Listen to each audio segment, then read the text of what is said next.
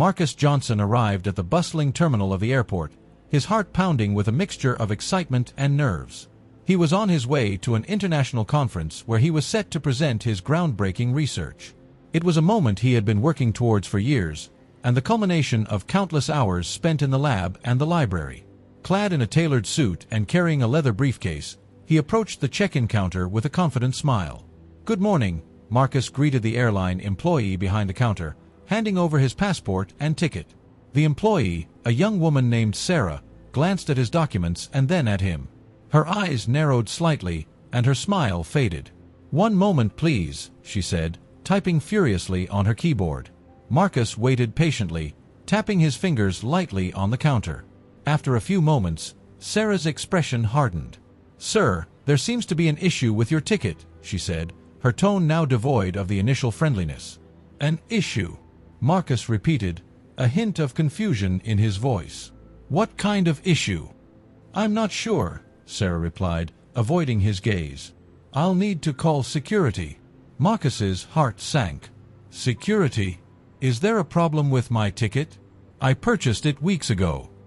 "I'm sorry, sir. Please wait here," Sarah said curtly, picking up the phone and speaking in hushed tones. Within minutes, 2 security guards approached Marcus, their expressions stern. "Is there a problem?" Marcus asked, trying to keep his voice calm. "Sir, please come with us," one of the guards said, gesturing for him to follow. Marcus complied, feeling the eyes of other passengers on him. He was led to a small, dimly lit room off the main terminal, where the guards instructed him to sit. "Can someone please tell me what's going on?" Marcus asked, his frustration growing. One of the guards, a burly man with a shaved head, crossed his arms and stared at Marcus. "We have reason to believe that your ticket may have been obtained fraudulently." "Fraudulently?" Marcus echoed, incredulous. "I bought that ticket myself. I have the receipt right here." He reached into his briefcase and pulled out the printed confirmation of his purchase, handing it to the guard. The guard glanced at the document but did not seem convinced. "We'll need to verify this. Sit tight." As the guard stepped out of the room, Marcus felt a wave of humiliation wash over him. He had done nothing wrong, yet here he was, being treated like a criminal. He thought about his wife, Lisa, and their son, Kevin, waiting at home, proud of his achievements and excited for his trip. How would he explain this to them? Minutes turned into an hour, and Marcus's patience wore thin. He rose from his chair and knocked on the door. "Excuse me," he called out. "Can I speak to someone? I have a conference to attend." The door opened, and another figure entered the room, this time a man in a suit, with an air of authority. "Mr. Johnson, I'm Officer Miller. We're looking into your situation. Can you tell me exactly how you obtained this ticket?" Marcus took a deep breath. "I bought it online, directly from the airline's website. I used my credit card. I have no idea why there's an issue." Officer Miller scrutinized Marcus's face. "And you have no prior history of any similar issues?" "None," Marcus replied firmly. "I'm a university professor. I travel frequently for conferences and lectures. This has never happened before." Miller nodded slowly. "We'll verify your information. In the meantime, please remain here." As Miller exited the room, Marcus felt a mix of anger and helplessness. How could this be happening? He had done everything right, yet he was being treated with suspicion solely because of the color of his skin. He knew this was not just a misunderstanding, it was a clear case of racial profiling. After what felt like an eternity, Miller and the guards returned. "Mr. Johnson, it appears your ticket is indeed legitimate," Miller said, though his tone lacked any apology. "You're free to go." Marcus's relief was overshadowed by his lingering outrage. "That's it. I'm free to go." After being humiliated and treated like a criminal. "Procedures have to be followed, sir," Miller replied, nonchalantly. Marcus gathered his belongings, his mind racing. As he exited the room, he could see the stairs and hear the whispers of other passengers. He walked back to the check-in counter, where Sarah was now avoiding eye contact. "Can I get my boarding pass now?" he asked, his voice tight. "Of course, sir," she muttered, printing the pass and handing it to him without a word of apology. Marcus took a deep breath, trying to steady his emotions. He walked away from the counter, determined to not let this incident ruin his trip. However, as he made his way to the gate, he could not shake the feeling of being wronged. Unbeknownst to him, a fellow passenger had witnessed the entire ordeal and had recorded parts of it on their phone. Within hours, the video was uploaded to social media, quickly going viral. The hashtags #FlyingWhileBlack and #JusticeForMarcus began trending, drawing widespread outrage and support. As Marcus boarded his flight, unaware of the storm brewing online, he resolved to not let this incident go unchallenged. He knew that his fight for justice had only just begun. Topic 2. Family support and internal conflicts. Upon returning home, Marcus Johnson is met with a whirlwind of emotions and a household grappling with the ramifications of his ordeal at the airport.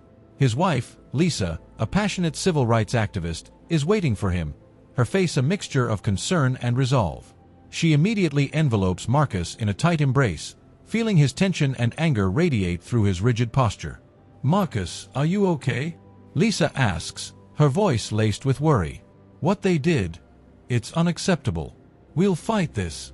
You know that, right?" Marcus nods, taking a deep breath to steady himself. "I know, Lisa. But it's not just about me anymore. It's about all of us." Their son, Kevin, a bright teenager with dreams of his own, stands nearby, his expression reflecting a mix of fear and confusion. The incident has shaken him to his core, making him question the very fabric of the society he is growing up in. "Dad, why did they do that to you?" Kevin asks, his voice trembling. "Is it because we're black?" Marcus looks at his son, seeing the pain and uncertainty in his eyes. He struggles to find the right words, knowing that this conversation is crucial for Kevin's understanding of the world and his place in it. "Kevin," Marcus begins, his voice gentle but firm, "what happened to me at the airport was wrong. They judged me based on my skin color, not who I am or what I've achieved. It's called racism, and it's something our family, our community, has been fighting against for generations." Kevin's eyes well up with tears. "But it feels so unfair, Dad. How can we live in a world like this?"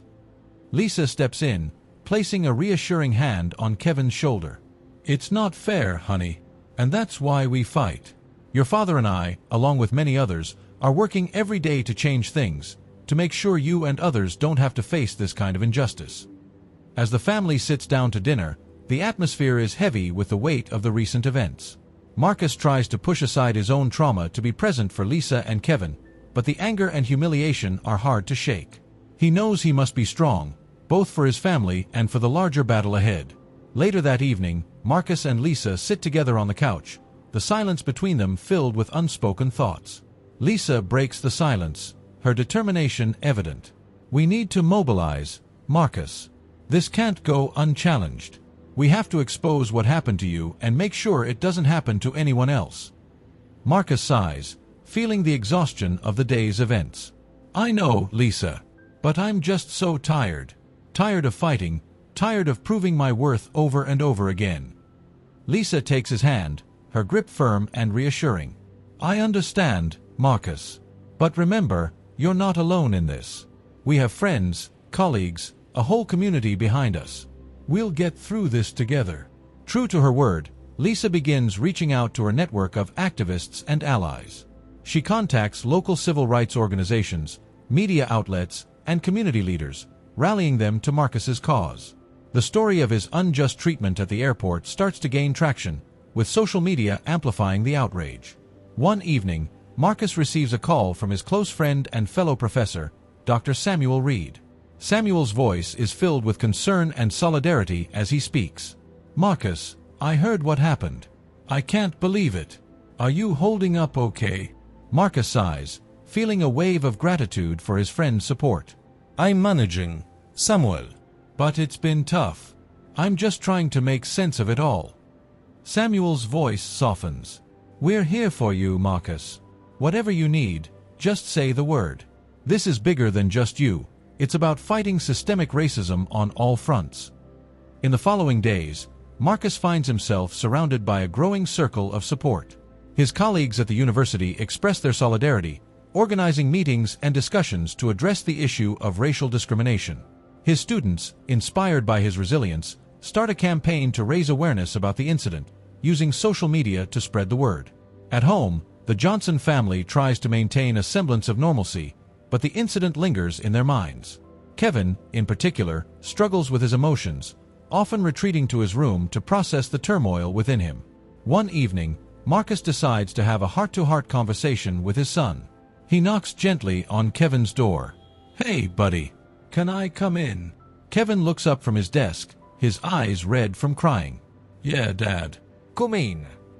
Marcus sits down beside him, placing a comforting hand on his shoulder. "I know this has been hard on you, Kevin. It's been hard on all of us. But I want you to know that your feelings are valid. It's okay to be angry, scared, or confused." Kevin nods, wiping away a tear. "I just don't understand why people have to be so hateful. Why can't they see that we're all just people?" Marcus takes a deep breath, choosing his words carefully. "It's a complicated world we live in, Kevin. Prejudices and biases have been passed down through generations, and they won't disappear overnight. But that's why it's so important for us to keep fighting, to educate, and to stand up for what's right." Kevin looks at his father, a glimmer of hope in his eyes. "I want to help, Dad. I want to do something to make a difference." Marcus smiles, feeling a surge of pride. "And you will, Kevin. You're already making a difference by being aware and wanting to change things. Together, we'll find ways to contribute to the fight against injustice." Meanwhile, Lisa continues her efforts to mobilize their community. She organizes a meeting at their home, inviting local activists, friends, and neighbors to discuss the next steps. The living room buzzes with conversations and ideas, the air thick with a sense of purpose. "Thank you all for coming," Lisa begins, addressing the group. What happened to Marcus is a clear example of the systemic racism that still exists in our society. We need to take a stand and ensure that this doesn't happen to anyone else. One of the attendees, a young activist named Maya, speaks up. "We should organize a protest at the airport, get the media involved, and make our voices heard." Another participant, an older gentleman named Mr. Thompson, nods in agreement. "And we need to reach out to our elected officials, pressure them to take action, and hold those responsible accountable." The group buzzes with agreement, and plans start to take shape. Marcus watches from the sidelines, feeling a swell of gratitude and determination. Despite his own trauma, he is buoyed by the collective strength and resolve of his community. As the days turn into weeks, the efforts of Lisa and their allies begin to bear fruit. The story of Marcus's unjust treatment gains national attention, sparking debates and discussions about racial profiling and discrimination. The airport incident becomes a catalyst for a larger movement, galvanizing people to take action against systemic racism. Throughout it all, Marcus continues to navigate his own internal conflicts. He wrestles with feelings of anger, frustration, and helplessness, but he also finds strength in the unwavering support of his family and community. His bond with Lisa grows even stronger, their shared commitment to justice reinforcing their partnership. One evening, as the family sits together in the living room, Marcus reflects on the journey they've been on. He looks at Lisa and Kevin, feeling a deep sense of gratitude and love. "I couldn't do this without you," he says, his voice filled with emotion. "Thank you for standing by me, for believing in me." Lisa smiles, her eyes shining with pride. "We're in this together, Marcus. Always." Kevin nods, his resolve evident. "And we're going to keep fighting, Dad. For you, for us, and for everyone who faces injustice." In the face of adversity, the Johnson family finds strength in their unity, their love, and their shared commitment to creating a better world. Marcus's journey is far from over, but with the support of his family and community, he knows that they will continue to fight for justice and equality, one step at a time. Topic 3. Collective action ***. Inspired by Marcus Johnson's ordeal, other passengers who had faced racial discrimination at the same airport began to come forward with their own stories. These testimonies started as whispers in online forums and social media groups but quickly grew into a chorus of outrage. It wasn't long before Rebecca Thompson, a prominent civil rights attorney known for her tenacity and unwavering dedication to justice, caught wind of the situation. Rebecca organized a meeting at a local community center, inviting Marcus and other affected passengers to share their experiences and discuss potential legal actions. The room was filled with a palpable sense of unity and determination. As people trickled in, The air buzzed with murmured conversations and shared indignations. Rebecca stood in front of the room, her demeanor calm yet commanding. "Thank you all for coming," she began, her voice resonating with authority. "We are here today not just to seek justice for Marcus, but for everyone who has been wronged by the systemic racism embedded in our institutions. We need to turn our individual experiences into a collective force for change." Marcus, sitting in the front row, nodded in agreement. He had spent the past few days grappling with a whirlwind of emotions, but seeing the room filled with supportive faces gave him a renewed sense of purpose. He stood up to speak, his voice steady but charged with conviction. "I never expected to find myself in this position," Marcus began, addressing the crowd. "But what happened to me is not an isolated incident. It's a symptom of a much larger problem. I'm grateful for your support, and together, we can make sure that no one else has to go through what we did." The room erupted in applause, and as the noise died down, Rebecca introduced the first speaker, a woman named Anita who had experienced similar discrimination. Anita recounted how she had been singled out and subjected to invasive questioning every time she traveled through the airport. Her voice trembled with a mixture of anger and sadness as she described the humiliation she felt. "This isn't just about me or Marcus," Anita concluded, her eyes scanning the room. "This is about all of us. And it's about time we stand up and say, enough is enough." Other passengers followed, each sharing their harrowing experiences. A young man named Jamal spoke about how he was detained for hours without explanation, missing his flight and a crucial job interview as a result. An elderly couple recounted how their family vacation turned into a nightmare when they were accused of using stolen credit cards to purchase their tickets. Rebecca listened intently to each story, jotting down notes and asking clarifying questions. As the meeting progressed, it became clear that these incidents were not isolated but part of a disturbing pattern of racial profiling and discrimination. During a break, Marcus found himself talking to Jamal, who had been particularly moved by Marcus's speech. "Man, it's crazy to think this is still happening," Jamal said, shaking his head. "I thought we were past this kind of blatant racism." Marcus sighed, a somber expression crossing his face. "I thought so too. But it's clear we still have a long way to go. The important thing is that we're not alone in this fight." Rebecca reconvened the meeting, outlining her proposal for a class action lawsuit against the airline and airport administration. "This won't be easy," she warned. "But with your testimonies and evidence, we can build a strong case.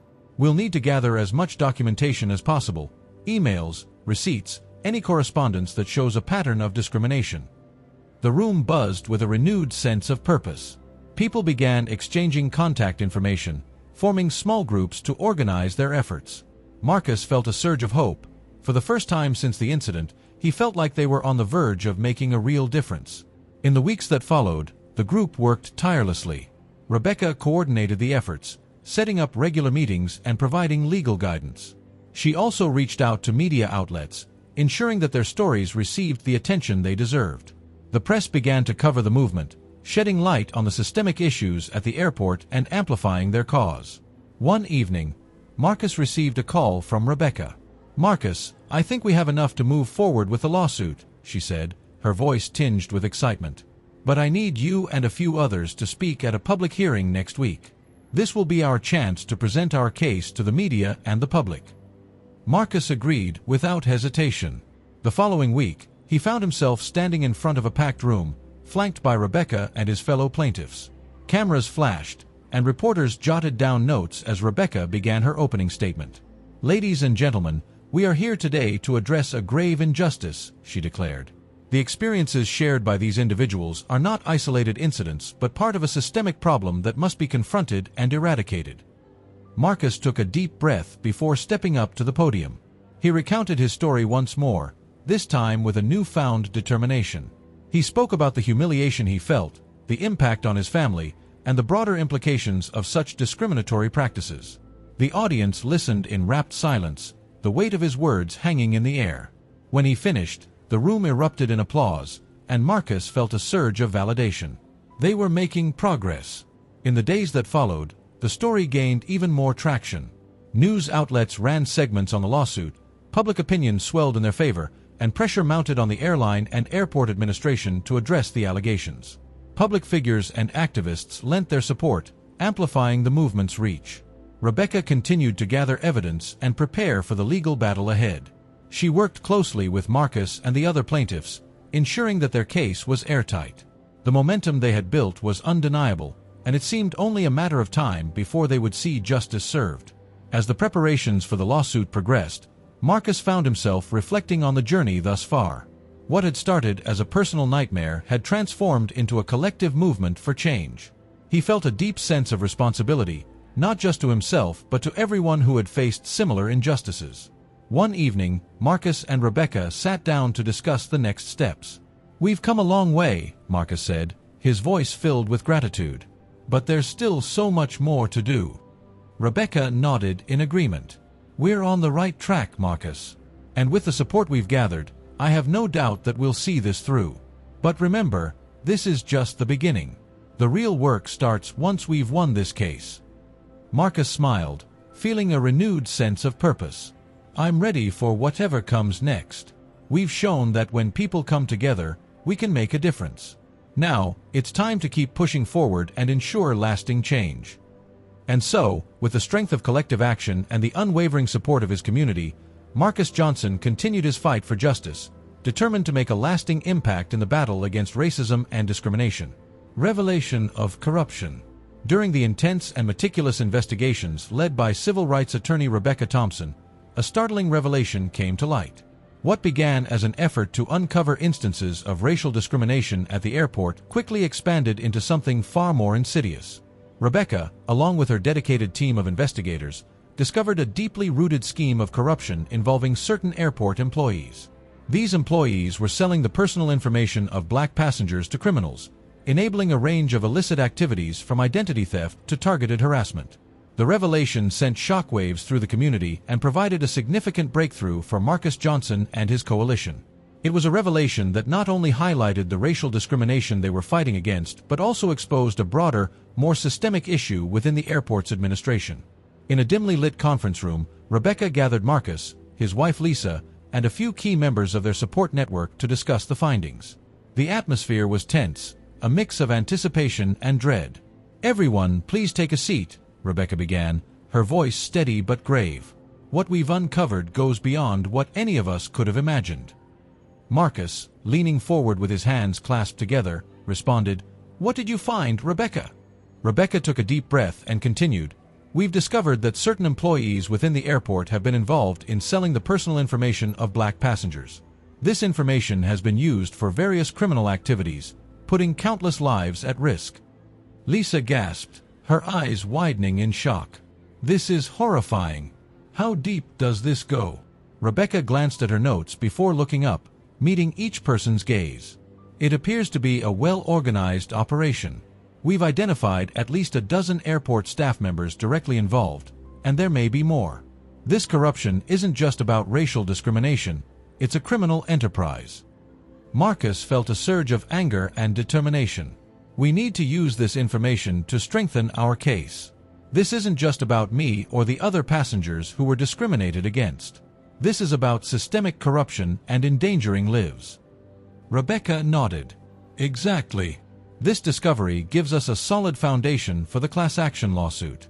It also means we can push for more extensive reforms within the aviation sector." The group spent the next few hours strategizing, discussing how to present this new evidence in court and how to leverage it to gain public support. They knew that this revelation could be a game changer, not only for their case but for the broader fight against institutionalized racism and corruption. As the meeting drew to a close, Marcus spoke up, his voice filled with resolve. "We need to get this out to the public. People need to know what's happening. This isn't just my fight anymore, it's a fight for justice and accountability." Lisa placed a reassuring hand on Marcus's shoulder. "We'll stand by you, Marcus. We're in this together." The following days were a whirlwind of activity. Rebecca and her legal team worked tirelessly to compile the evidence and prepare their case. They held press conferences, released statements, and engaged with the media to ensure that the public was informed about the corruption and its implications. At one such press conference, held outside the courthouse, Rebecca addressed a crowd of reporters and supporters. Marcus, Lisa, and other members of their coalition stood behind her, a united front against the injustices they were fighting. "We have uncovered a deeply troubling scheme within the airport's administration," Rebecca announced, her voice echoing through the microphones. "Certain employees have been selling the personal information of black passengers to criminals, endangering lives and perpetuating systemic racism. This is not just a case of discrimination, it is a case of criminal corruption." A reporter raised his hand and asked, "What steps are you taking to address this issue?" Rebecca responded confidently, "We are moving forward with our class action lawsuit, and we are calling for a thorough investigation into the airport's practices. We demand accountability and systemic reforms to ensure that such atrocities never happen again." Marcus stepped forward, his expression resolute. "This fight is about more than just me. It's about justice for every person who has been affected by this corruption. We will not rest until there is accountability and change." The crowd erupted in applause, their support a palpable force that bolstered the resolve of Marcus and his team. The revelation of corruption had not only strengthened their case, but it also galvanized public opinion, drawing attention to the urgent need for systemic reforms. Behind the scenes, Rebecca worked closely with law enforcement agencies to ensure that those involved in the corruption were held accountable. Arrests were made, and the investigation expanded, uncovering even more layers of the criminal enterprise. In a pivotal court hearing, Rebecca presented the damning evidence to the judge. "Your Honor, the evidence clearly shows a pattern of corruption and racial discrimination. These actions have put countless lives at risk and have violated the fundamental rights of the passengers. We seek justice for the victims and demand systemic reforms." The judge, visibly disturbed by the evidence, responded, "This court will not tolerate such blatant disregard for human rights and the law. The actions of these individuals have caused irreparable harm, and they must be held accountable." The courtroom was filled with a sense of vindication as the judge's words resonated. Marcus felt a weight lift off his shoulders, knowing that their fight for justice was making a tangible impact. As the legal battle continued, Marcus and his coalition remained steadfast. They knew that their fight was far from over, but the revelation of corruption had given them a powerful tool to push for change. They were determined to see their mission through, to ensure that no one else would have to endure the injustices they had faced. In the days that followed, Marcus and Lisa sat down with Kevin to explain the developments. Kevin, who had been struggling with the incident's impact, listened intently. "Dad," Kevin said, his voice filled with a mix of hope and apprehension, "does this mean things will change?" Marcus smiled, his eyes reflecting a renewed sense of purpose. "Yes, son. Things are changing. We're fighting for a better future, not just for us, but for everyone." Lisa added, "It's a long road, but we're making progress. And we're doing it together." Kevin nodded, a sense of pride and determination filling his heart. "I'm with you all the way." With the support of his family and the community, Marcus continued to lead the charge for justice. The revelation of corruption had not only strengthened their case, but had also ignited a movement for systemic change. It was a fight that would resonate far beyond the walls of the courtroom, a fight for a more just and equitable society. And in this fight, Marcus Johnson, a respected professor and a beacon of resilience, stood at the forefront, leading the way toward a brighter future. Redemption and change. As the legal battle against the airport and the airline intensified, Sarah, the employee who initially barred Marcus Johnson from boarding his flight, found herself in a state of inner turmoil. The incident had left a mark on her conscience, and she couldn't shake off the nagging feeling that she had played a part in a gross injustice. One evening, as Sarah sat in her modest apartment, the weight of her actions pressed heavily on her. She turned on the television, and there was a news segment about Marcus Johnson's case. The news anchor discussed the discriminatory practices at the airport and the pending lawsuit spearheaded by civil rights attorney Rebecca Thompson. Sarah watched as Marcus spoke passionately at a rally, advocating for justice and systemic change. His words resonated deeply with her. "How could I have been so blind?" Sarah wondered aloud, her voice tinged with regret. The next day at work, Sarah couldn't focus. Her colleagues, oblivious to her inner conflict, continued with business as usual. During her lunch break, she confided in her closest friend at the airport, Emily.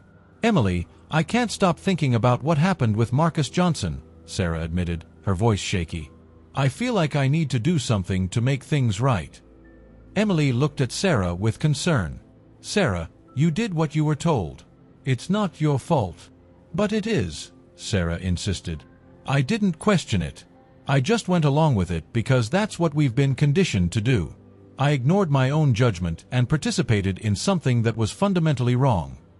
That evening, Sarah made a decision. She would testify on behalf of Marcus Johnson, and she would expose the toxic culture within the airport that perpetuated such discrimination. She reached out to Rebecca Thompson and arranged a meeting. In a small conference room at Rebecca's law office, Sarah sat nervously, clutching her purse. Marcus, Rebecca, and a few other members of the legal team entered the room.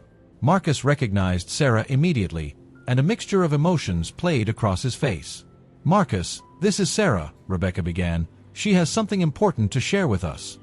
Sarah took a deep breath and began to speak. "Mr. Johnson, I need to apologize to you. I was the one who questioned your ticket and called security. I was wrong, and I'm deeply sorry." Marcus nodded, his expression softening slightly. "Thank you, Sarah.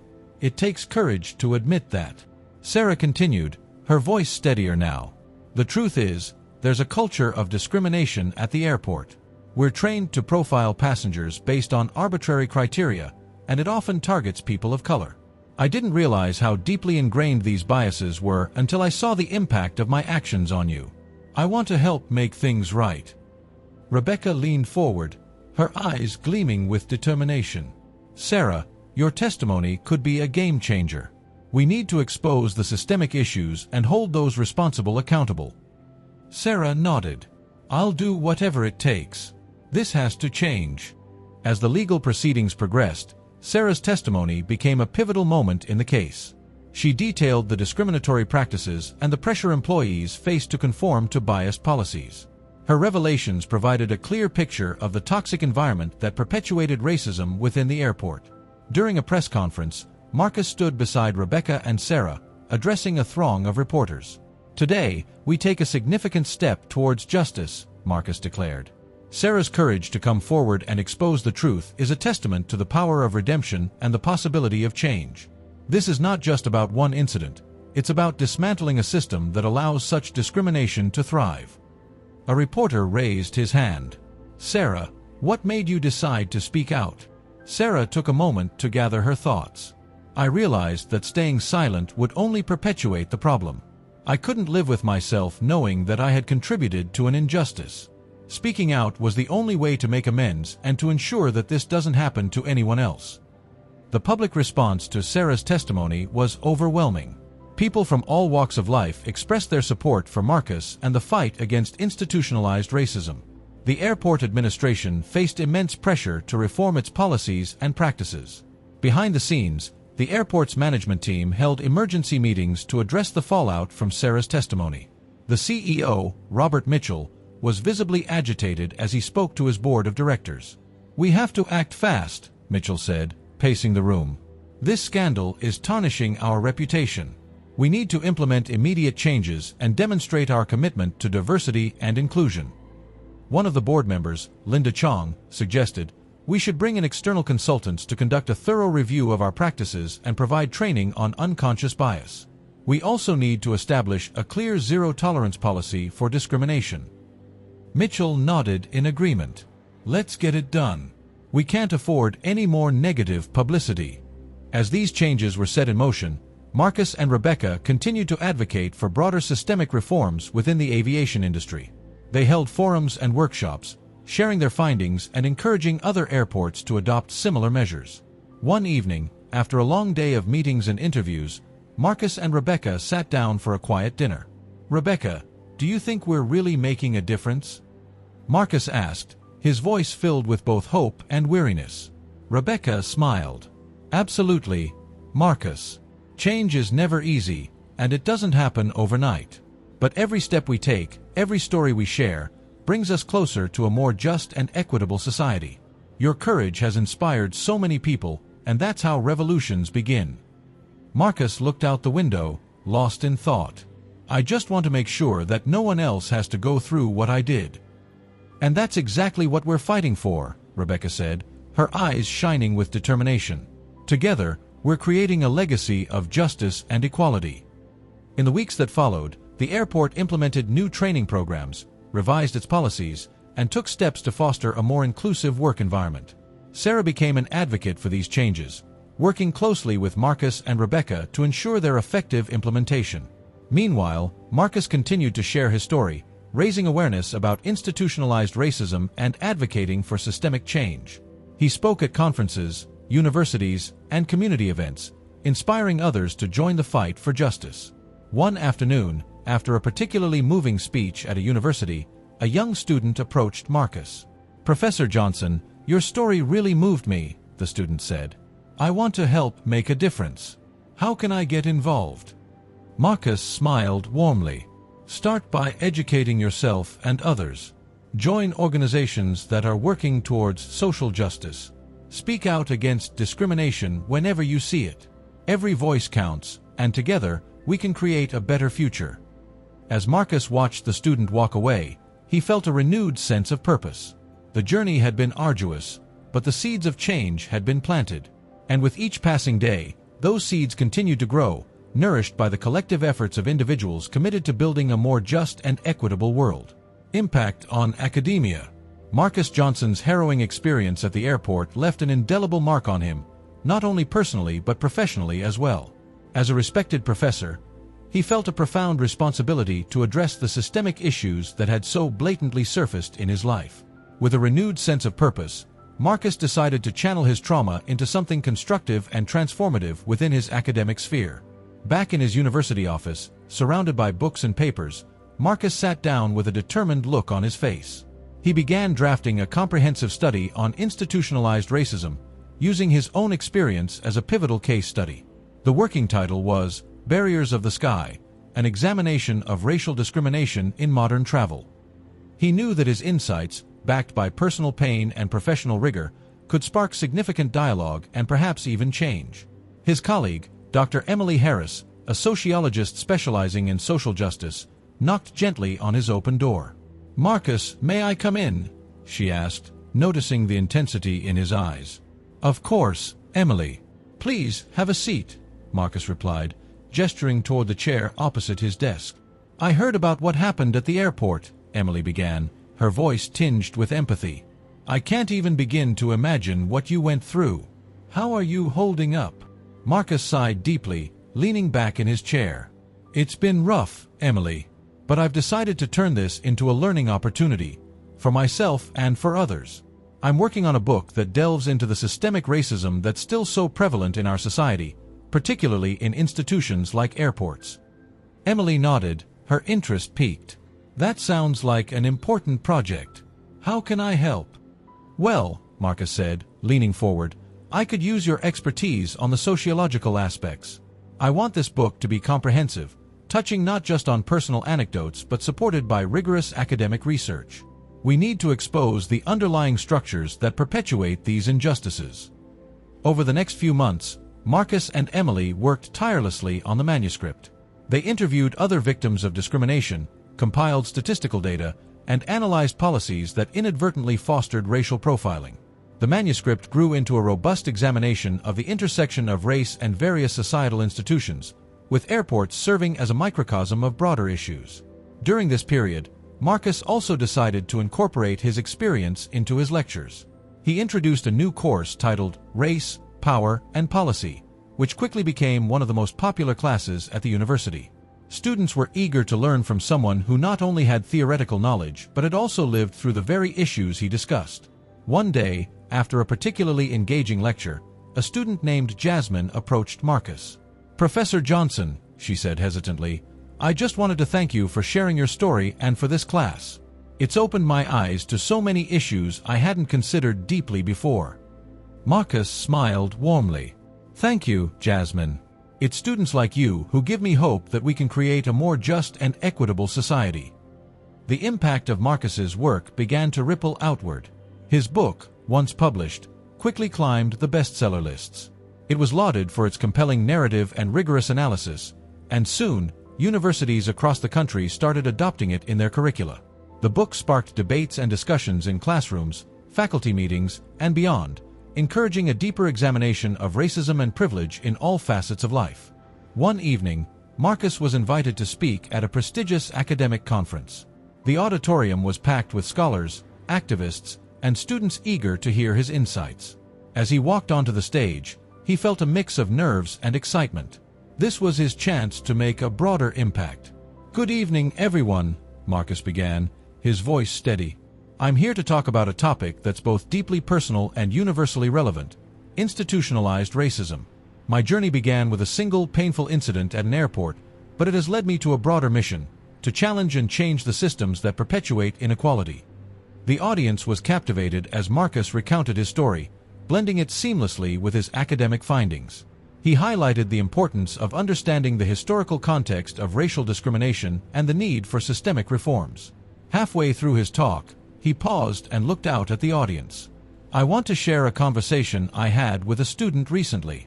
She thanked me for this course, saying it opened her eyes to issues she hadn't considered deeply before. This is why we do what we do: to enlighten, to challenge, and to inspire change." After his speech, a panel discussion followed, where Marcus was joined by other experts in the field. The conversation was dynamic, touching on policy changes, community activism, and the role of education in combating racism. Marcus's insights were particularly valued, given his unique blend of personal experience and academic expertise. Following the conference, Marcus's influence continued to grow. He received numerous invitations to speak at other institutions, both in the U.S. and internationally. He also began collaborating with policymakers and civil rights organizations to advocate for legislative changes that would address racial discrimination in various sectors, including aviation. One day, while reviewing a draft of a policy proposal, Marcus received a call from Rebecca Thompson, the civil rights attorney who had been instrumental in his legal battle against the airport. "Marcus," Rebecca said, her voice filled with excitement, "I have some great news. The policy reforms we've been pushing for are gaining traction. There's a real possibility that we could see significant changes in how airports handle security and profiling." "That's fantastic, Rebecca," Marcus replied, feeling a surge of hope. "This is exactly why we fought so hard. To make sure that what happened to me doesn't happen to anyone else." As the months passed, Marcus's work began to bear fruit. Airports across the country started implementing new training programs focused on cultural sensitivity and anti-discrimination. The changes were slow but steady, and Marcus knew that the fight was far from over. However, he found solace in the progress being made and the growing awareness of these critical issues. In his university office, Marcus added a final chapter to his book, reflecting on the journey he had undertaken. He wrote about the importance of resilience, community support, and the power of education in driving social change. He dedicated the book to his family, friends, and all those who had stood by him during his ordeal. The book's release was met with widespread acclaim. It was praised not only for its scholarly rigor but also for its emotional depth and compelling narrative. Marcus was invited to numerous book signings and public readings, where he engaged with readers from all walks of life. At one such event, a young man named David approached him. "Professor Johnson," David said, "your book changed my life. It made me realize the importance of standing up against injustice, no matter how daunting it seems." Marcus shook David's hand, feeling a sense of fulfillment. "Thank you, David. Remember, change starts with each one of us. Keep fighting the good fight." As Marcus continued his work, he remained grounded in his mission to combat racism and promote justice. He knew that the road ahead would be challenging, but he was more determined than ever to make a lasting impact. Through his writing, teaching, and advocacy, Marcus Johnson had become a beacon of hope and a powerful voice for change in a world that desperately needed it. Topic 7. The Trial. The courtroom was packed to the brim. Spectators filled every seat, and the aisles were lined with reporters and camera crews, all eager to capture the high-stakes drama unfolding. This was not just any trial. It was a trial that had captured the nation's attention, a symbol of a much larger struggle against systemic racism. Marcus Johnson, alongside other passengers who had faced similar discrimination, was ready to testify against the airline and airport administration. Marcus sat at the plaintiff's table, flanked by Rebecca Thompson, the civil rights attorney who had taken on their case. She was a formidable figure, her presence exuding confidence and determination. Marcus felt a reassuring hand on his shoulder. "We're going to get through this, Marcus," Rebecca said, her voice steady. "Just tell the truth." The judge entered the courtroom, and the room fell silent. "All rise," the bailiff called out. Judge Emily Carter, known for her fair but firm approach, took her seat.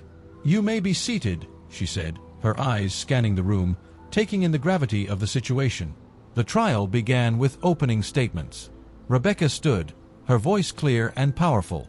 "Your Honor, ladies and gentlemen of the jury, today we are here to seek justice for Marcus Johnson and other passengers who have faced blatant racial discrimination at the hands of the defendants. This case is not just about one individual. It is about confronting and dismantling a system that permits and perpetuates such injustice." The defense attorney, Robert Hayes, a slick and seasoned lawyer, rose for his opening statement. "Ladies and gentlemen, the defense will show that this case is based on misunderstandings and overreactions. We will demonstrate that the airline and airport followed standard procedures and that there was no racial intent behind their actions." The first witness called to the stand was Marcus himself. As he took the oath and sat down, he could feel the eyes of the entire courtroom upon him. Rebecca approached him with a reassuring smile. "Mr. Johnson, can you please describe the events that took place at the airport on the day in question?" she asked. Marcus took a deep breath. "I arrived at the airport early, excited to attend an international conference where I was scheduled to present my research. When I went to check in, the employee at the counter began questioning the authenticity of my ticket. Despite showing proof of purchase, I was taken to a security room and accused of stealing the ticket. They humiliated me, and I was ultimately barred from boarding my flight." Rebecca nodded. "And how did this experience affect you?" "It was devastating," Marcus replied, his voice breaking slightly. "Not only was I humiliated in front of everyone, but I also missed a significant professional opportunity. More importantly, it made me realize how deeply ingrained racial biases are in our society." The defense attorney stood up for cross-examination. "Mr. Johnson, is it possible that the airline employees were simply following protocol and had no racial bias?" Marcus met his gaze steadily. "I understand the need for security protocols, but the way I was treated went beyond standard procedure. It was clear that their actions were influenced by my race." Next, Rebecca called Sarah to the stand. The room tensed as she walked up, knowing the impact her testimony could have. Sarah took the oath and sat down, looking both nervous and determined. "Sarah, can you tell us about your role at the airport and your actions on the day Marcus Johnson was detained?" Rebecca asked. Sarah took a deep breath. "I was a frontline employee at the check-in counter. When I saw Marcus, I assumed he couldn't afford a ticket like that. I called security without giving him a fair chance to explain." "And what made you come forward to testify today?" Rebecca inquired. "I realized that my actions were wrong and influenced by my own biases," Sarah admitted. "I also learned about the corrupt practices within the airport administration, which pushed me to come forward and tell the truth." Rebecca nodded, satisfied with Sarah's honesty. "Thank you, Sarah. No further questions." The defense attorney rose again. "Sarah, isn't it true that the airport has strict protocols for checking suspicious tickets?"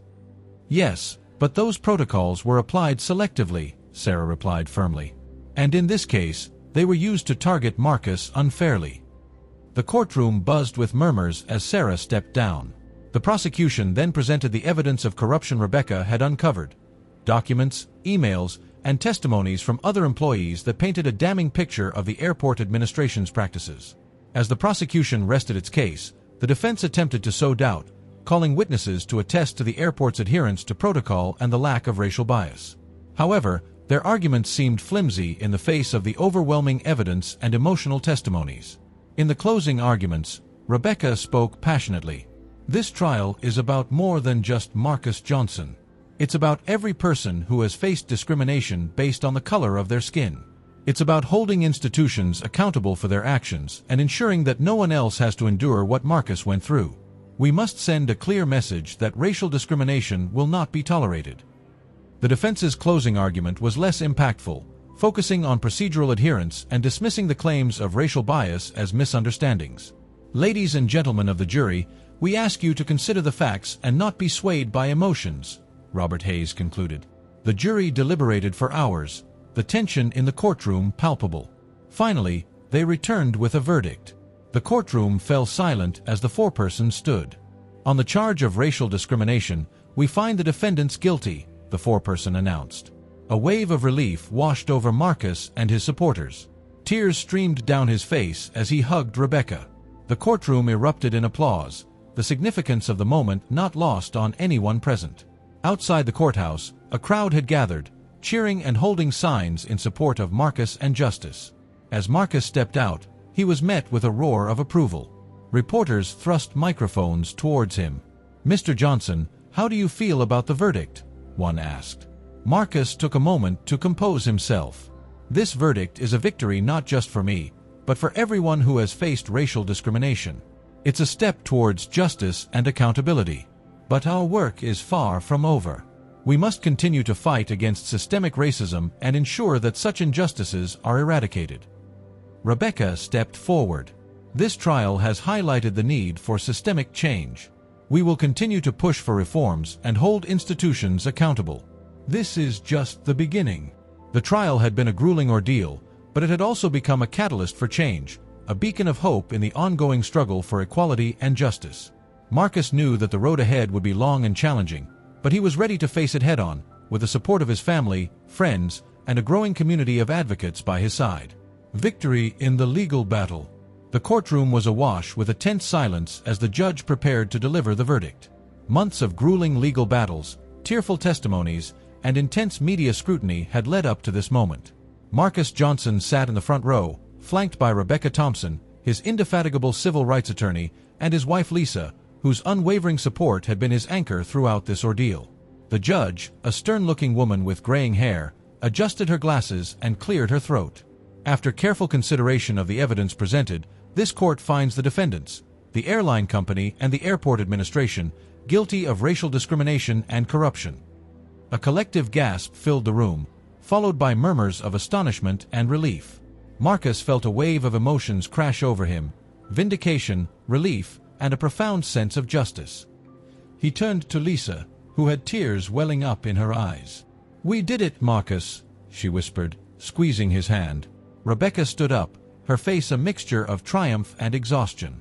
"This is a significant victory, Marcus. Not just for you, but for everyone who's ever faced discrimination." Marcus nodded, his voice choking with emotion. "Thank you, Rebecca. I couldn't have done this without you." As the courtroom emptied, reporters swarmed around Marcus, eager for a statement. He raised his hand to signal for quiet, then spoke into the cluster of microphones thrust toward him. "Today's verdict is a monumental step forward in the fight against institutionalized racism. While I am relieved and grateful for the court's decision, this is just the beginning. There is still much work to be done to ensure that no one else has to endure what I and many others have gone through." The media coverage of the case had been relentless, and the public response was overwhelming. Social media was abuzz with hashtags like #JusticeForMarcus and #EndRacialDiscrimination. News outlets hailed the verdict as a watershed moment in the ongoing struggle for civil rights. Back at home, Marcus found a moment of quiet reflection. Kevin, his teenage son who had been deeply affected by the incident, approached him. "Dad, I'm really proud of you," Kevin said, his voice tinged with newfound respect and admiration. "Thanks, son. I hope this verdict makes the world a little bit better for you and your future," Marcus replied, pulling Kevin into a heartfelt embrace. The following days were a whirlwind of interviews, public appearances, and meetings with various civil rights organizations. Marcus was invited to speak at several high-profile events, where he emphasized the importance of continued vigilance and activism. "This victory is not just mine, it's ours," he would often say. "We must remain united and persistent in our efforts to dismantle systemic racism." Reforms in the aviation sector began to take shape. The airline and airport administration were mandated to implement comprehensive anti-discrimination training programs for all employees. Policies were revised to ensure greater accountability and transparency. A new oversight committee was established to monitor compliance and address grievances swiftly. One evening, Marcus received a call from Sarah, the airport employee who had initially barred him from boarding his flight. Her voice was filled with a mix of remorse and determination. "Marcus, I wanted to thank you for your courage. Your case has opened my eyes, and I promise to be better and do better. I'm committed to being part of the change." "Thank you, Sarah," Marcus replied. "It's never too late to change and make a positive impact. Your willingness to stand up and speak out made a huge difference." As the dust settled from the legal battle, Marcus focused on leveraging his newfound platform for broader systemic change. He collaborated with lawmakers to draft legislation aimed at combating racial discrimination in various sectors, not just aviation. His insights and experiences became instrumental in shaping policies that sought to create a more equitable society.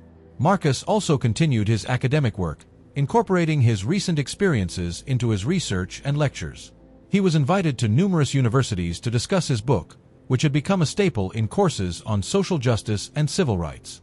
His voice resonated with students and academics alike, inspiring a new generation to challenge the status quo and fight for justice. One day, while preparing for a keynote speech at an influential civil rights conference, Marcus received a letter. It was from a young woman named Jasmine, a student at a local high school. "Dear Mr. Johnson," it began, "your story has inspired me to stand up against the injustices I see around me.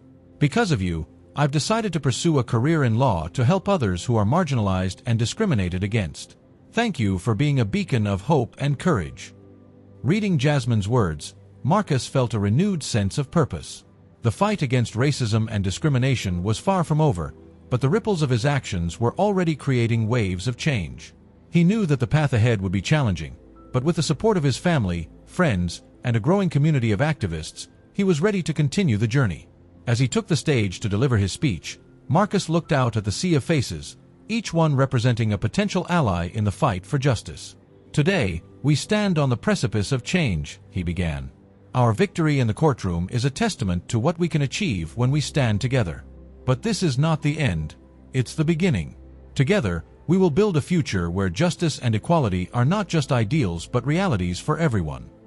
The audience erupted in applause, and Marcus felt a deep sense of fulfillment. In that moment, he realized that while the legal battle had been won, the broader war against racism and discrimination was ongoing, and he was more determined than ever to see it through to the end. Transformation personal. Despite the legal victory, Marcus Johnson continues to grapple with the emotional aftermath of the airport incident. The experience left deep scars, challenging his sense of security and justice. However, supported by his family and friends, Marcus begins a journey of personal transformation that will redefine his life and mission.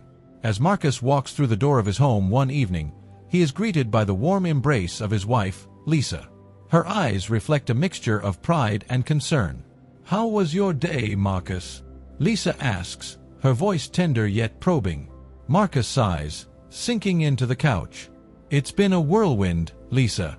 The victory in court felt like a triumph, but I still feel this weight. It's like the battle isn't over." Lisa sits beside him, holding his hand. "That's because it isn't over, Marcus. The fight against racism and discrimination is ongoing. But you've made a significant impact. You're a symbol of hope for so many." Their conversation is a stark reminder of the journey ahead. Marcus decides to channel his emotional turmoil into something constructive. He begins to envision a non-profit organization dedicated to combating institutional racism and supporting victims of discrimination. One afternoon, Marcus gathers his family in the living room to share his vision. Kevin, his teenage son, looks up from his homework, curiosity piqued. "Dad, what's going on?"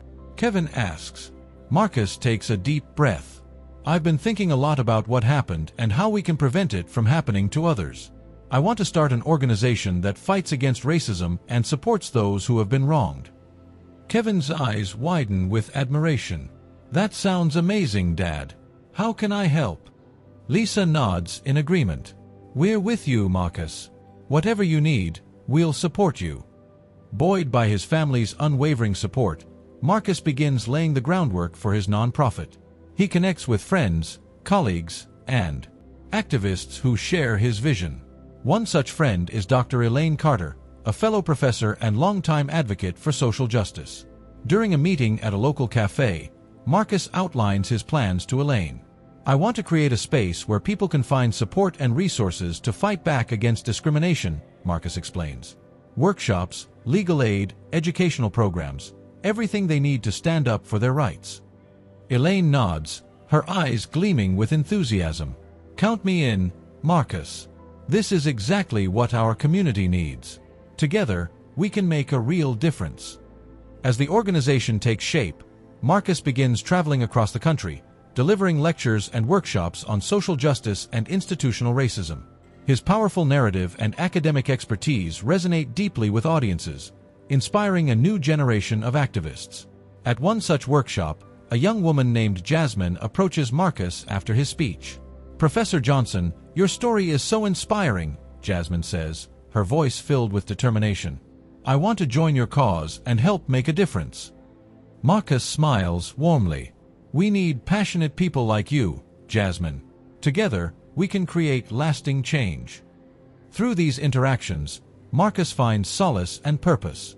His nonprofit, aptly named Justice Rising, quickly gains traction, attracting attention from both the media and influential figures in the social justice arena. One evening, as Marcus prepares for another lecture, he receives a phone call from an unfamiliar number. The voice on the other end is that of James, an old college friend who has since become a prominent politician. "Marcus, it's been too long," James says, his tone serious yet familiar. "James, it's great to hear from you. How have you been?" Marcus replies, "I've been following your journey, Marcus. What you're doing is incredible. But there's something important I need to discuss with you. Can we meet in person?" Intrigued and slightly concerned, Marcus agrees to meet James at a conference where he is scheduled to speak. When they finally sit down together in a quiet corner of the conference venue, James's expression is grave. "Marcus, there's something you need to know about the airport incident," James begins. "It wasn't just a case of random discrimination. It was orchestrated." Marcus's eyes widen in shock. "Orchestrated? By whom?" James leans in closer, his voice barely above a whisper. "A group of white supremacists infiltrated several institutions, including the airport. Their goal was to destabilize prominent figures in the black community, people like you." The revelation hits Marcus like a punch to the gut. "Are you serious? This is beyond anything I imagined." James nods solemnly. "I know it's a lot to take in, but we have to expose them. This conspiracy runs deep, and it's affecting countless lives." Determined to uncover the truth, Marcus and James decide to collaborate on a national investigation. They gather evidence, interview whistleblowers, and leverage their connections to shine a light on the insidious network of white supremacists. Their efforts culminate in a powerful exposé that garners nationwide attention. The public outcry is immediate and intense, demanding accountability and systemic changes across various institutions. In a televised address, Marcus stands beside James and other key figures, addressing the nation with a resolute tone. "This fight is far from over," Marcus declares. "We must remain vigilant and committed to justice. Together, we can dismantle these systems of hate and build a future where equality and dignity are the norm for everyone." As Marcus steps away from the podium, he feels a renewed sense of purpose. The journey that began with a painful encounter at an airport has now evolved into a broader mission to eradicate systemic racism and protect the rights of all individuals. Through his nonprofit, lectures, and newfound political alliances, Marcus continues to inspire and mobilize communities across the nation. His personal transformation becomes a beacon of hope, proving that even in the face of adversity, one person can ignite a movement and drive meaningful change. The legacy of Marcus Johnson is not just one of resilience but of relentless pursuit of justice, reminding us all that the fight for equality is a collective endeavor that requires courage, compassion, and unwavering commitment. Topic 10. The Grand Revelation. As Marcus Johnson stepped onto the stage at the international conference, a wave of anticipation swept through the audience. The hall was packed with scholars, activists, and policymakers from around the world, all eager to hear from the man whose story had sparked a global conversation on racism and justice. Marcus had come a long way since that fateful day at the airport, but little did he know that his journey was about to take another dramatic turn.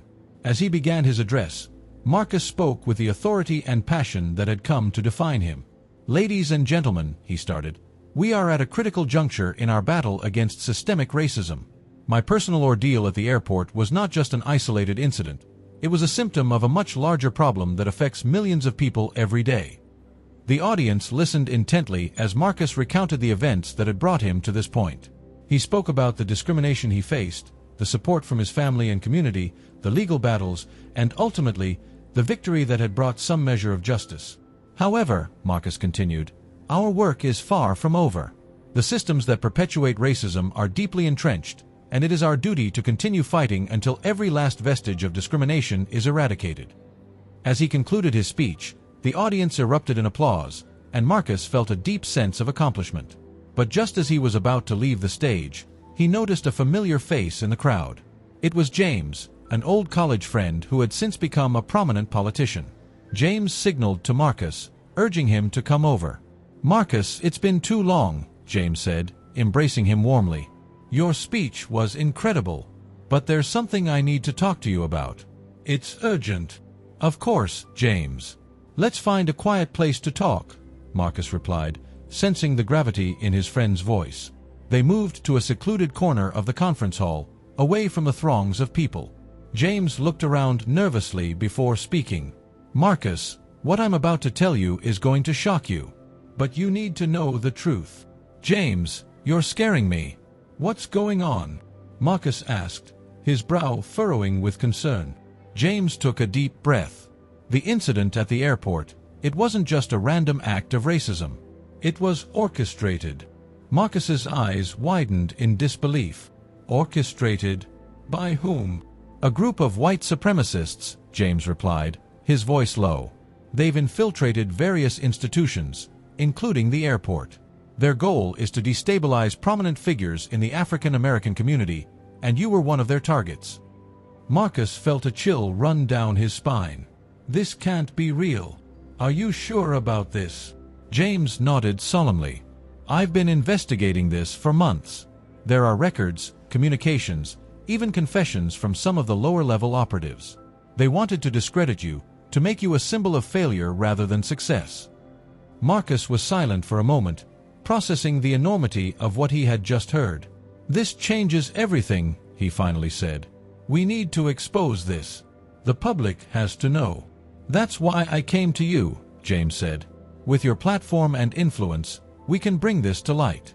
We need a national investigation. This goes beyond just you. It affects the entire community." Marcus nodded, a newfound determination in his eyes. "You're right. This is bigger than me. We need to fight this with everything we've got." The next day, Marcus and James held a press conference to announce their findings. The revelation sent shockwaves through the nation. News outlets picked up the story, and within hours, it was the top headline across the country. "Ladies and gentlemen," Marcus began, standing at the podium with James by his side, "we have uncovered evidence that the discrimination I faced at the airport was not an isolated incident. It was part of a coordinated effort by a white supremacist group to target and destabilize prominent African American figures." The room erupted in gasps and murmurs. Reporters scrambled to ask questions, but Marcus held up his hand for silence. "We have the evidence, and we are calling for a national investigation. This is a moment of reckoning. We cannot allow such hatred and bigotry to fester in the shadows. It is time to bring it into the light and confront it head-on." James stepped forward, adding, "This is not just about Marcus. This is about every person who has faced discrimination, every community that has been marginalized. We must stand together and demand justice." The press conference ignited a firestorm of public support. People took to the streets in protest, demanding action. Social media was ablaze with calls for accountability and justice. The government had no choice but to respond, and soon a national investigation was launched. As the investigation unfolded, it became clear that the conspiracy was even more extensive than anyone had imagined. The group had infiltrated various sectors, from law enforcement to education, spreading their toxic ideology and undermining efforts toward equality and justice. Marcus threw himself into the fight with renewed vigor. He spoke at rallies, gave interviews, and worked tirelessly to support the investigation. The ordeal had transformed him from a victim into a warrior for justice, and he was determined to see it through to the end. One evening, as Marcus returned home from yet another exhausting day, he found Lisa and Kevin waiting for him in the living room. Kevin had been following the developments closely, and for the first time since the airport incident, Marcus saw a glimmer of hope in his son's eyes. "Dad," Kevin said, "I'm proud of you. I know this has been hard, but you're making a difference. You're showing the world what it means to stand up for what's right." Marcus felt a lump in his throat as he embraced his son. "Thank you, Kevin. That means more to me than you know." Lisa joined them, wrapping her arms around both of them. "We're in this together, Marcus. No matter what happens, we'll face it as a family." The fight was far from over, But Marcus knew that with the support of his loved ones and the strength of the community behind him, they could overcome even the darkest of adversities. The grand revelation had exposed a sinister threat, but it had also ignited a powerful movement for change. And Marcus was ready to lead that movement, no matter the cost. In the months that followed, the national investigation uncovered the full extent of the conspiracy. Arrests were made, reforms were implemented, and the network of hate was dismantled. Marcus's story became a symbol of resilience and justice, inspiring countless others to join the fight against racism and discrimination. As he stood on the steps of the Capitol, addressing a crowd of thousands, Marcus felt a profound sense of purpose. "This is not the end," he declared. "This is just the beginning. Together, we will build a future where everyone is treated with dignity and respect. A future where justice prevails." The crowd erupted in cheers, and Marcus knew that they were on the right path. The journey had been long and arduous, but the grand revelation had brought them closer to a world free from the shackles of hate. And with each step forward, Marcus was determined to keep fighting, to keep pushing, until that vision became a reality.